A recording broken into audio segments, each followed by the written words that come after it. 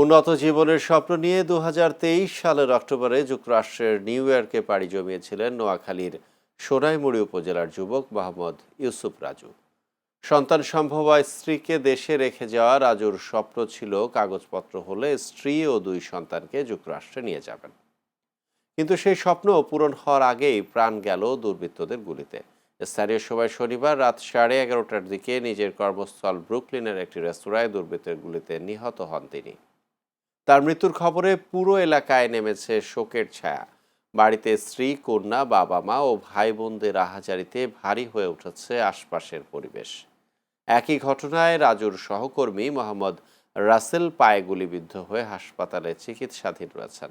যুক্তরাষ্ট্রে যেতে প্রায় 45 লাখ টাকা ঋণ করেছিলেন রাজু, যার বড় অংশ এখনও পরিশোধ হয়নি। তার স্ত্রী ও 2 কন্যা সন্তান সহ পরিবার এখন চরম অনিশ্চয়তায়। স্বজনরা দ্রুত মরদেহ দেশে আনা এবং সন্তানদের ভবিষ্যতের জন্য সরকারি সহায়তা কামনা করেছেন। হামলার তদন্ত করছে পুলিশ। আমার ভাই মাত্র আমেরিকা গেছে, এখনো নিজের পায়ে দাঁড়াতে পারে নাই। মানুষের লাখ লাখ টাকা ঋণ করে গেছে, অনেক কষ্ট করে মানুষের ঋণও শোধ করতে পারে নাই। দেখেন না, আমাদের ঘর নাই, দরজা নাই, ভাইয়ের বাসা আসতেও পারি না। ভাই খুব অসহায়।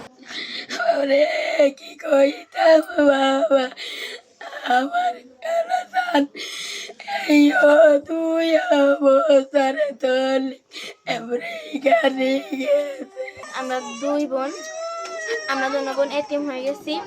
তাই আমার সরকারের কাছে দাবি রইল যে আমার বাবার লাশটা যেন দেশে আনা হয়। আমাদের দাবি একটা, আমার ভাইয়ের লাশটা যেন আমরা সহি সালামতে পাই, বাংলাদেশে এসে যেন পৌঁছায়। বাংলাদেশ সরকারের কাছে একটাই দাবি, উনি যেন আমার ভাই হত্যার বিচারটা করেন। কাকাকে গুলি গেছে, গুলি করার পর দিয়ে আমি তখন এই জন্য নিজে আমি এইখানে একদম করে আমি নিজে পড়ে গেছি নিচে। তাই কথা শুনে অসীন হয়ে গেছি। হওয়ার পর দিয়ে আমি দুদিন দড়ি উঠে সুখ দিয়েছি দিয়ে করা। এরপর শুনতে যে আমার গুলি খাই ওইখানে মারাই গেছে।